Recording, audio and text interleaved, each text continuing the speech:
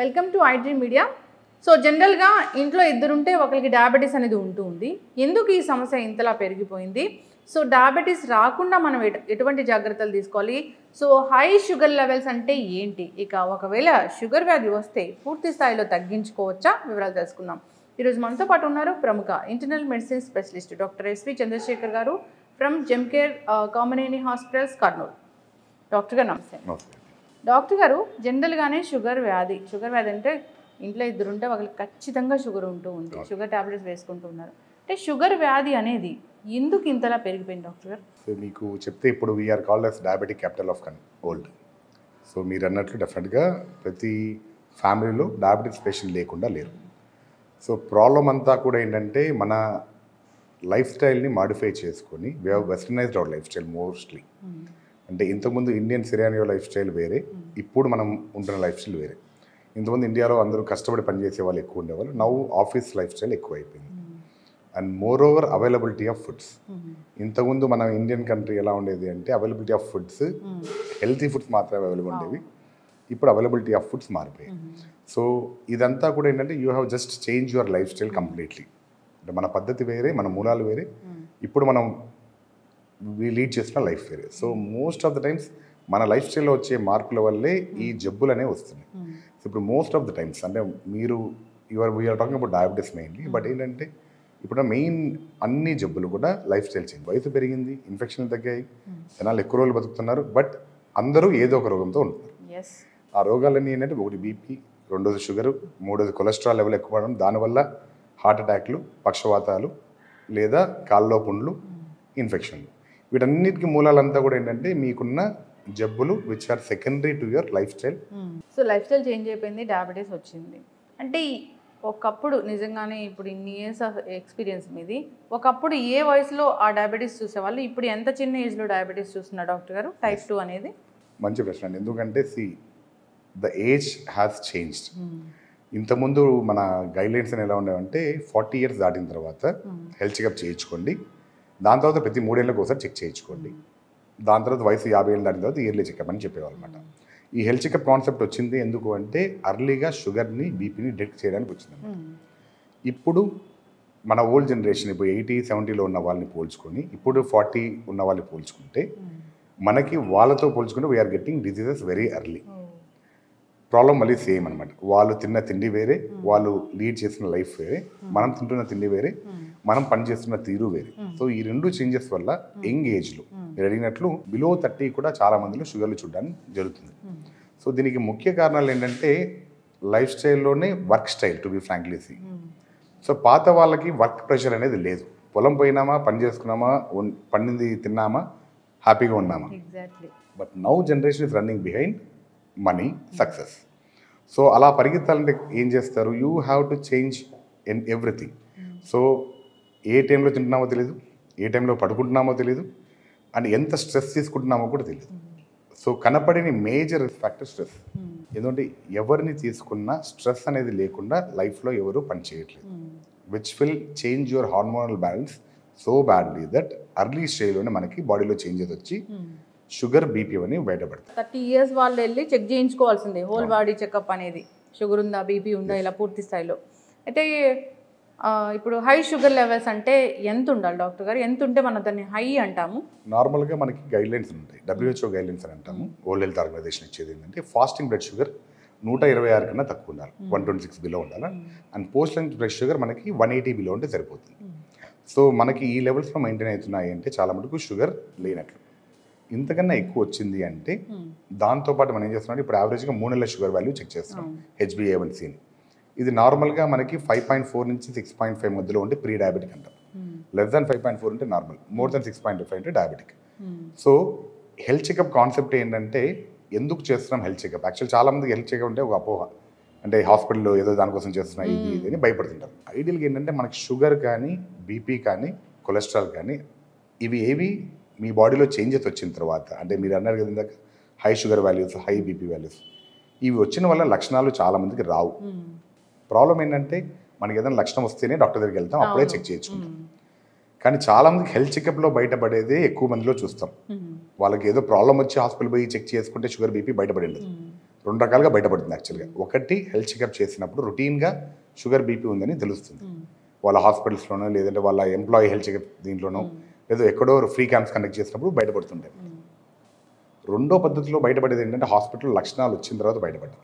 అంటే డైరెక్ట్గా హార్ట్ అటాక్తో వచ్చిన పేషెంట్, డైరెక్ట్గా పక్షవాతం వచ్చిన పేషెంట్, ఆ రోజు మీరు చూసంటే షుగర్ ఏమో 400, బీపీ ఏమో 200 కనపడుతుంటుంది. మా పేషెంట్ ఎప్పుడు లేదు డాక్టర్, ఇంతవరకు బీపీ లేదు, షుగర్ లేదు. సో మనం తెలుసుకోవాల్సిన ముఖ్యమైన విషయం ఏంటంటే బీపీ, షుగర్ ఇవి మీ బాడీలో వచ్చే మార్పులు.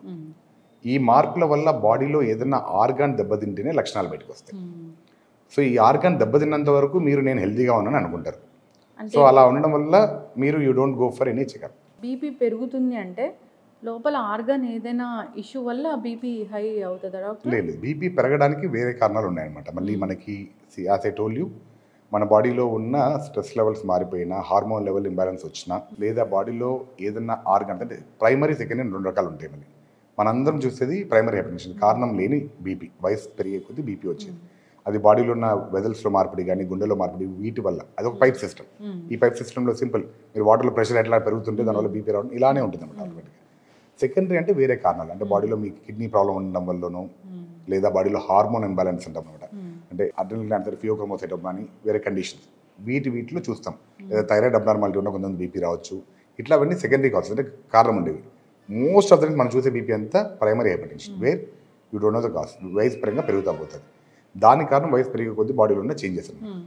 అవి ఇప్పుడు మీరు అడిగినట్లు అర్లీ స్టేజ్లో వస్తున్నాయి. కాబట్టి చిన్న వయసులోనే మనం ఈ ప్రైమరీ హైపర్టెన్షన్ చూస్తున్నాం. అయితే ఇప్పుడు షుగర్ వచ్చింది డాక్టర్ గారు, మీరు అన్నట్లుగా షుగర్ లెవెల్స్ బాగా వచ్చాయి అన్నప్పుడు ఇప్పుడు దానికోసం మందులు వాడితే పూర్తి స్థాయిలో దాన్ని తగ్గించుకొని అసలు టాబ్లెట్స్ వాడని పరిస్థితికి మనం రావచ్చా? So most important aspect when you talk about sugar ఏంటంటే, చాలా మందికి ఉన్న అపోహ ఏంటంటే, నాకు షుగర్ వచ్చింది, మీరు అడిగారు ఎందుకంటే just continue that point. Actually sugar వచ్చింది, నాకు లక్షణాలు లేవు, నేను బాగున్నా కాబట్టి నేను మందులు వాడినా.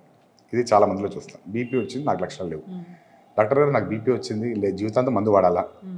షుగర్ వచ్చింది, జీవితాంతం మందు వాడాలా? పాయింట్ ఏంటంటే, ఎందుకు బీపీ వచ్చింది, ఎందుకు షుగర్ వచ్చింది అని మనం ఇంట్రోస్పెక్ట్ చేసుకోవడం ఏ పేషెంట్ కానీ చాలా ఇంపార్టెంట్. మీరు అడిగినట్లు షుగర్, బీపీ మనం కష్టపడితే కంట్రోల్ తెచ్చుకొని మందులు లేకుండా మెయింటైన్ చేయగలిగిన కెపాసిటీకి వెళ్ళొచ్చు. దీంట్లో ఏమాత్రం డౌట్ లేదు. పాయింట్ అంతా ఏంటంటే, ఫస్ట్ ఫోర్మోస్ట్ సినారీ ఏ పేషెంట్లో నమ్మాల్సింది, నాకు వచ్చిన మార్పుని నేను సరిదిద్దుకోవాలా. BP and sugar are only changes in your body which are because of your abnormal life style set చేస్తే your BP and sugar can come back to normal. ఇది పేషెంట్కి మనం అవగాహన చేయాలి. So as a doctor what I do personally is, నా patient రెండే చెప్తా. నా దగ్గరకు వచ్చావు, షుగర్ వచ్చింది, బాగానే ఉంది, బీపీ వచ్చింది, బాగానే ఉంది. నేను రెండు రకాల ట్రీట్మెంట్ ఉన్నాయి. ఒకటి నువ్వు చేయాల్సింది, ఒకటి నేను చేయాల్సింది. నేను చేసే ట్రీట్మెంట్ కేవలం మందులు ఇస్తాను, బాబు ఈ పద్ధతి ఫాలో అవ్వమని నేను చెప్తాను. చెప్పిన తర్వాత చేయాల్సిందంతా ఎవరు? పేషెంట్. సో ఐడియల్గా first modality of treatment is with the patient, not with the doctor. So patient అది నమ్మాలి, and we should make it believe. As a doctor మనం పేషెంట్ని అది నమ్మించాలి. ఆ లైఫ్ స్టైల్ చేంజ్ ఏ పేషెంట్ అయితే యాక్సెప్ట్ చేస్తాడో, వీళ్ళు ప్రాపర్గా లైఫ్ స్టైల్ మెయింటైన్ చేస్తూ వస్తే, and it is not temporary, జీవితాంతం లైఫ్ స్టైల్. మందులు వేసుకుంటావా, లైఫ్ స్టైల్ మార్చుకుంటావా, మోస్ట్ ఇంపార్టెంట్ అది. జీవితాంతం మంచి లైఫ్ స్టైల్ నేను ఫాలో అవుతాను అంటే ఆటోమేటిక్గా షుగర్, బీపీకి వాడాల్సిన మాత్రలు అవాయిడ్ చేసే కెపాసిటీకి మీరు రీచ్ కావాలి. That is only in hands of patient. Doctor నా దగ్గర వస్తే ఏం చేస్తాను, బీపీ రోజు వచ్చారు, పెరిగింది, మందు కొంచెం డోస్ పెంచాలి, మళ్ళీ మీకు అవగాహన చెప్పి పంపిస్తా. మీరు అది మార్చుకున్నంత వరకు డోస్ పెరుగుతా పోయే ఛాన్స్ ఉంది. షుగర్ వచ్చింది, మందు మారుస్తారు, బట్ మీరు మారినంత వరకు షుగర్ డోస్ తగ్గదు, మందు మారదు, లేదా మందు పెరుగుతా పోయే ఛాన్స్ ఉంటుంది. కొంతమందికి రేర్గా బాడీలో ఇన్సులిన్ డెఫిషియన్సీకి వెళ్ళే ఛాన్స్ ఉంటుంది. అంటే బాడీలో ఇన్సులిన్ ప్రొడక్షన్ పూర్తిగా ఆగిపోతే వాళ్ళకి మందులు ఖచ్చితంగా పెట్టాల్సి వస్తుంది. Like type 1 diabetes. టైప్ 2 డయాబెటీస్లో కూడా వయసు అయ్యే కొద్దీ మన సెల్స్ చనిపోతూ వస్తాయి కాబట్టి వాళ్ళలో అవసరం పడవచ్చు. బట్ మీరు అడిగిన ఆ యంగ్ ఏజ్ ఉంది కదా, 30, 35, 40 మధ్యలో వచ్చేవాళ్ళు, as these people can reverse the diabetes. కానీ షార్ట్ కట్ లేదు. ప్రాబ్లం అంతా ఏంటంటే you are hearing lots and lots of nonsense outside. Like అదేదో వాడితే షుగర్ తగ్గిపోతుంది, ఇదేదో కషాయం తగ్గిపోతుంది, ఇదేదో చేస్తుంది. See, it is end of the day, simple logic of your sugar is ఎంత తింటున్నావు, ఎంత ఖర్చు పెడుతున్నావు. నీకు షుగర్ ఉంటే అర్థం ఏంటి, నువ్వు ఖర్చు పెట్టాల్సిందని ఎక్కువ దాచిపెట్టుకున్నావు లోపల, దాని అంతా బయటికి తీయాలి. So that you need to work more. మరి డాక్టర్ గారు కొన్ని రకాల డైట్స్ ఉన్నాయి, షుగర్ తగ్గిస్తాం వెంటనే అంటున్నాయి. అవి that's what I tell. There is no shortcut for diabetes. Only thing is ఎంత తింటున్నాం, ఎంత ఖర్చు పెడుతున్నాం. Most important aspect of life. ఈ బ్యాలెన్స్ దాటి పనిచేయాలి. మీరు 2000 క్యాలరీస్ తినంటే 2000 క్యాలరీల కన్నా ఎక్కువ ఖర్చు పెడితేనే ఆ రోజు తినేది ఖర్చు పెట్టేస్తున్నారు, వెనకల మీరు పెట్టింది కూడా బ్యాంక్లో వచ్చి బయటికి తీసి ఖర్చు పెడుతున్నట్టు చేయాలి. ఓకే. మనం బ్యాంక్లో దాచుకున్నట్లు నల్లధనం దాచుకున్నట్టు అయితే పెట్టుకున్నామంటే షుగర్ విల్ నాట్. సో ఈ balance people should know. Indian style life style food హ్యాబిట్స్తో ప్రాబ్లం అది. మార్నింగ్ లేస్తేనే you have to have take cup of coffee or tea whatever may. ఇది అయిపోయిన వెంటనే మళ్ళీ లేసినవి బ్రష్ చేసినా అయిపోయింది snacks, sorry tiffin. Proper tiffin అయిన తర్వాత మళ్ళీ 10-11 గంటలకి మీరు వర్క్లో ఉన్నా ఇంట్లో ఉన్నా ఒక కాఫీ టీ అలవాటు. మళ్ళీ మధ్యాహ్నం 1 o'clock 2 o'clock మళ్ళీ లంచ్. మళ్ళీ 4-5 o'clock ఇంటికి వెళ్తే ఫ్రైడ్ ఐటమ్స్ వైఫ్ అని చేసి పెడుతుంది, లేదా బయట ఉన్న ఫ్రెండ్స్ బజ్జీలో ఏదో ఒకటి తింటాం. మళ్ళీ 8 o'clock మళ్ళీ యూ హ్యావ్ ఎ డిన్నర్. మళ్ళీ పడుకునే ముందు ఏదో ఒక నోట్లో వేసుకొని పండుగ తినే అలవాటు. So that is the problem with your diet. So మీకు నెంబర్ ఆఫ్ క్యాలరీస్ ఎలా తెలుస్తాయి అప్పుడు? సార్ నేను 3 పూట్ల తిండి తగ్గించాను, మిగతా 3 పూట్లు ఏమైంది? You don't calculate it. So you should know what you are eating. ఏ పూటకి ఏం తిన్నాం అంటే this doesn't mean that you should avoid. ఇప్పుడు మీరు అడిగే డైట్స్ అంటున్నారు కదా, ఈ డైట్లో అంతా వాళ్ళు ఏం చేస్తున్నారంటే యాక్చువల్గా మీ కెలరీని తగ్గించడానికి ట్రై చేస్తున్నారు. It's not that they are wrong or nothing. ఇంకో డైట్ వాళ్ళు చెప్తున్నట్టు ఏం చేస్తారు, ఓవరాల్ కెలరీస్ తగ్గించడానికి వాళ్ళు ప్లాన్ చేస్తున్నారు.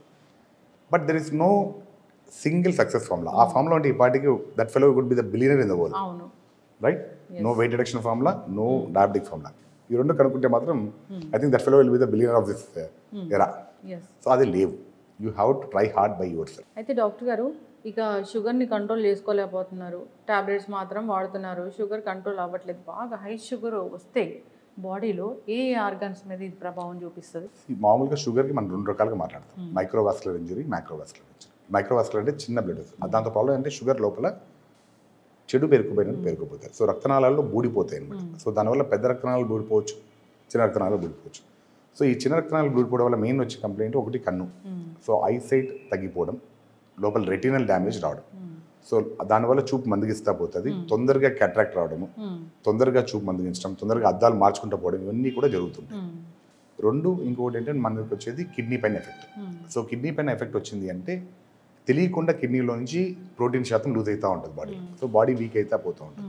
2 కిడ్నీ పైన ఎఫెక్ట్ వచ్చి క్రియాటిన్ లెవెల్స్ పెరుగుతూ పోతుంది. సో దానివల్ల 2 ప్రాబ్లం. 3వ ప్రాబ్లం కాళ్ళు రక్తనాళాలు బ్లాక్ అయ్యండి, కాళ్ళు తిమ్మిర్లు రావడం స్టార్ట్ అవుతాయి. చాలా మంది యూరిన్ కంప్లైంట్ చేసి కంప్లైంట్స్ తిమ్మిర్లు వస్తున్నాయి, మంటగా ఉంది కాళ్ళు అని చెప్తారు. ఇవి 3 మేజర్గా చూస్తున్న మైక్రోవాస్కులర్ కాంప్లికేషన్స్. చాలా మందిలో చూస్తాం, చూపు ప్రాబ్లం చెప్పడము, యూరిన్ ప్రాబ్లం చెప్పడము, ఇది చెప్పడం. మేజర్ అంటే ఏంటంటే మనకి main organs heart, brain. So brain పైన ఎఫెక్ట్ వచ్చిందంటే బ్లాక్ అయిందంటే మొత్తం స్ట్రోక్. ఒక్కసారి కింద పడిపోయారంటే పక్షపాతం వచ్చిందంటే ఇంకా మనం ఏం చేయడానికి లేదు, బెడ్ రిడన్ అయిపోతారు. లైఫ్ స్టైల్ అంటే రీహాబిలిటేషన్ చేసుకుంటానే చేయాల్సి వస్తుంది.